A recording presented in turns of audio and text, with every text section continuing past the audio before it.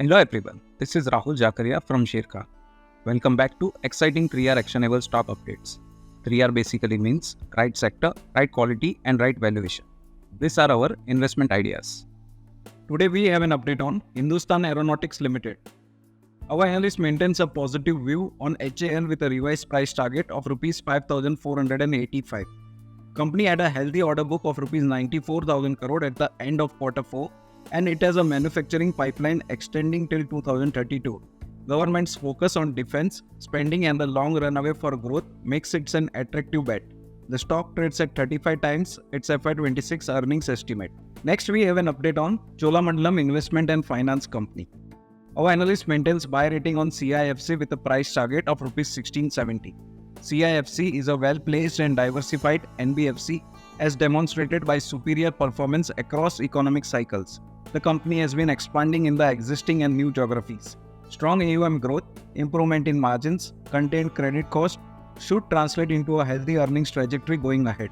Moderation in OPEX growth is expected over the medium term. It will drive return ratios. We expect it to deliver a consistently sustainable ROE of 20%. We like the company's historic execution track record on the asset quality front and confident about the longevity of the franchise and best-in-class management. The stock trades at 4.5 times of price to book value and 3.8 times price to book value FY25 and FY26 respectively. The valuation is likely to sustain on account of high growth potential, pristine asset quality and steady return ratios. Next we cover LTIMindtree. Our analyst maintains buy on LTIMindtree with a price target of Rs 6400 as the company is well positioned to capitalize on cost, takeout and high transformation opportunities.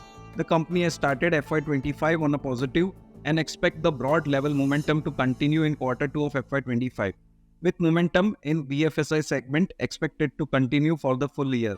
We expect sales CAGR of 12% and PAT CAGR of 18% over FY24 to 26 estimates.